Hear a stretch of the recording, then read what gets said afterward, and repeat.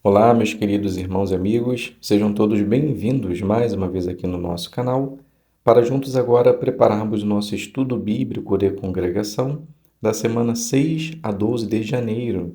Estaremos fazendo o capítulo 20, parágrafos do 13 ao 20. Então vamos para o nosso vídeo.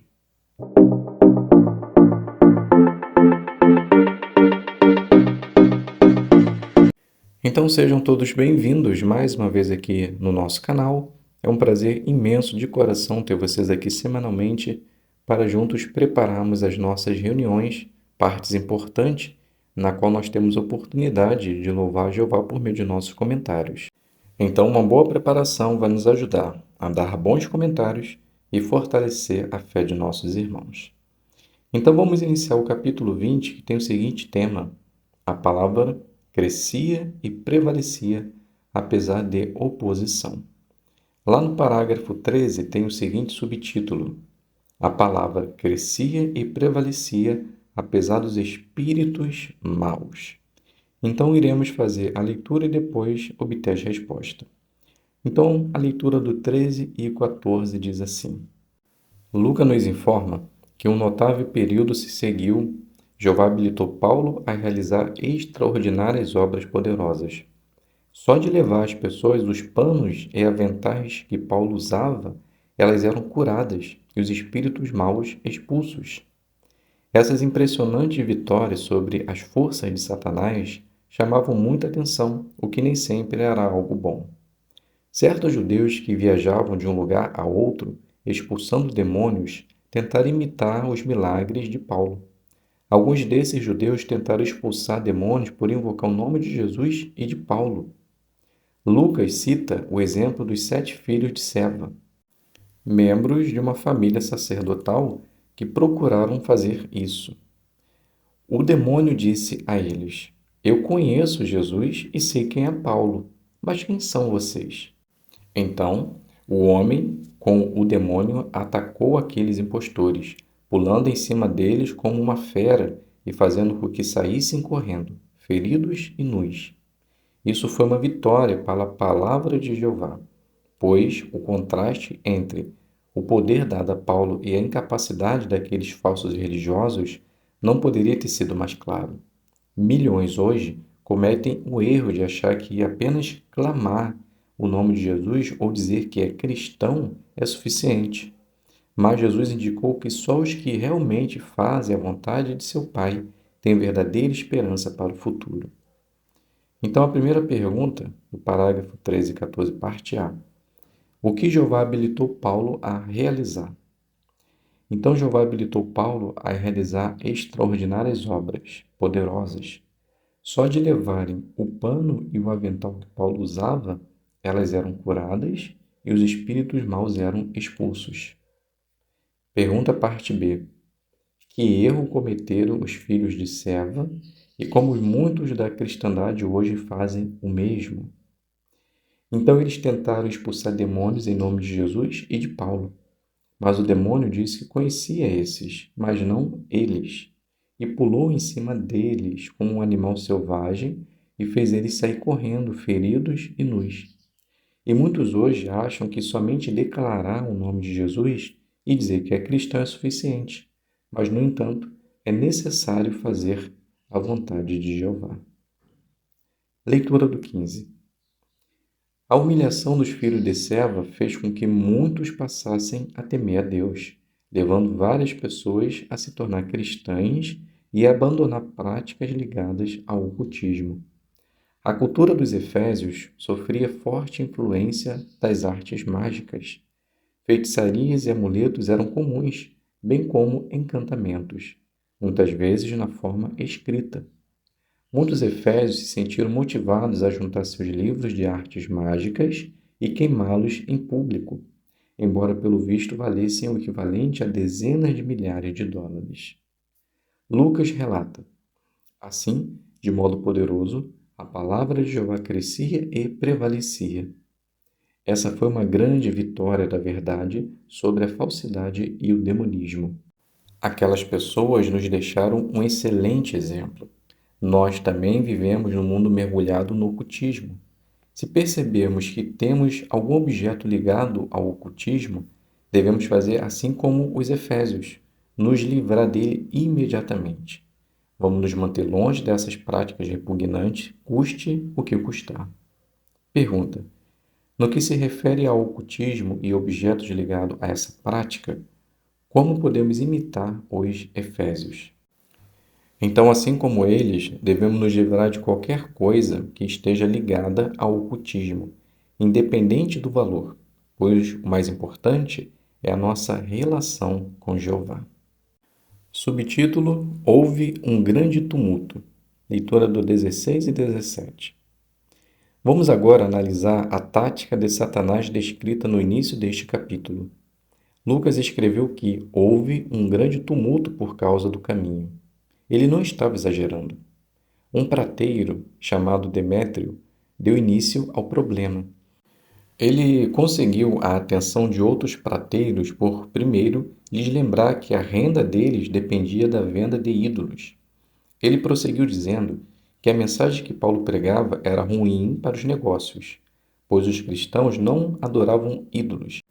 Daí, ele apelou para o orgulho que seus ouvintes tinham de sua cidade e de sua nação, alertando-os que sua deusa Ártemis e o templo mundialmente conhecido que os efésios haviam dedicado a ela estavam correndo perigo de serem destituídos de seu esplendor. O discurso de Demétrio teve o resultado esperado.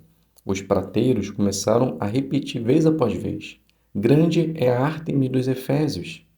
E a cidade foi tomada pela confusão, dando início à turba fanática descrita no começo deste capítulo.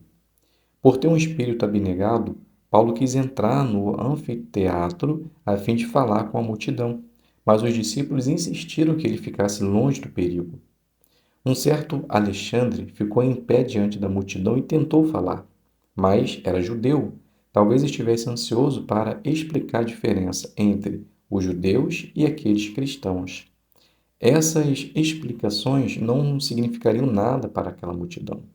Quando perceberam que ele era judeu, começaram a gritar: Grande é Ártemis dos Efésios! Abafando as palavras de Alexandre. Isso continuou por cerca de 2 horas. Desde aquela época, o fanatismo religioso não mudou. Até hoje, faz as pessoas agirem de modo completamente irracional. Então, a pergunta parte A: descreva como Demétrio deu início à confusão em Éfeso.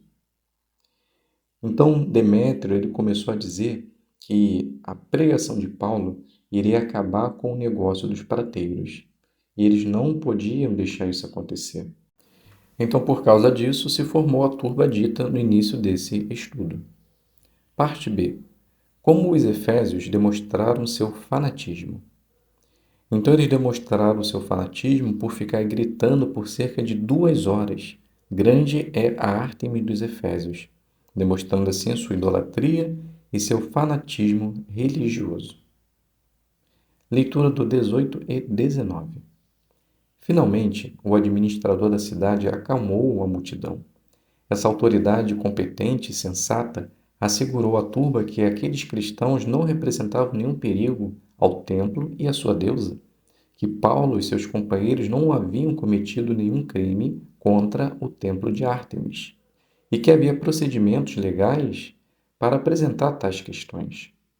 Talvez o argumento mais convincente tenha sido lembrá-los de que eles corriam o risco de cair no desfavor de Roma por causa daquele ajuntamento ilegal e desordenado.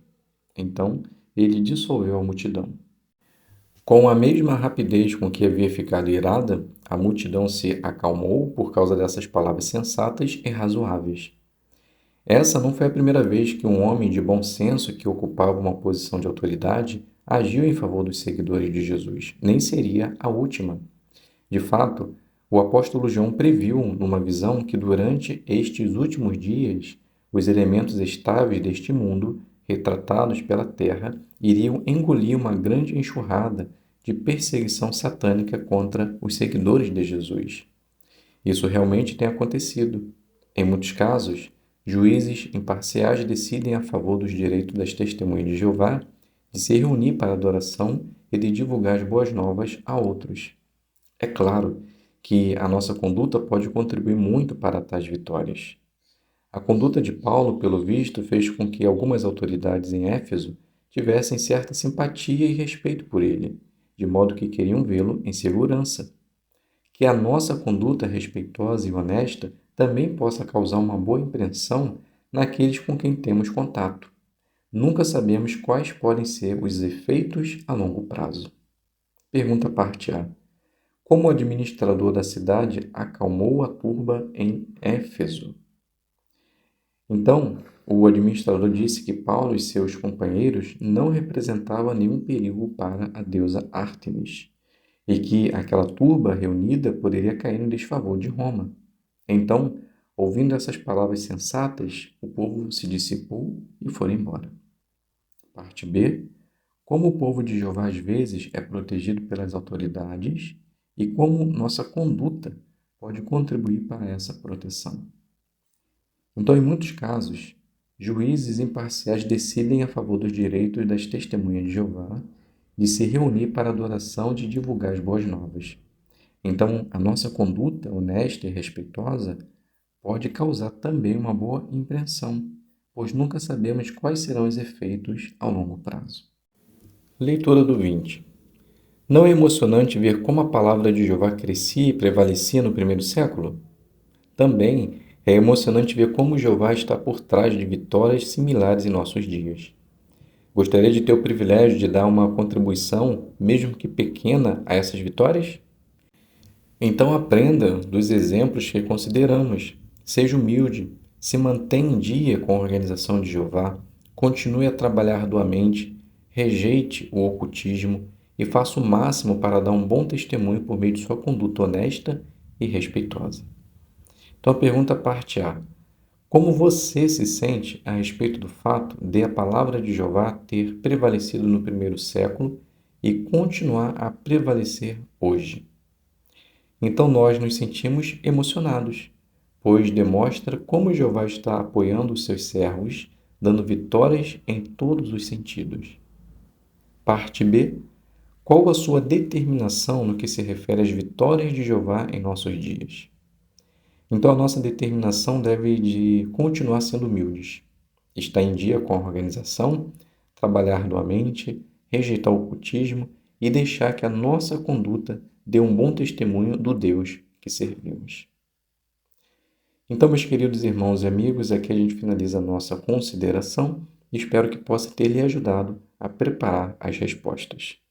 Muito obrigado a todos pela presença, fiquem todos na paz de Deus e até um próximo vídeo, se Deus quiser.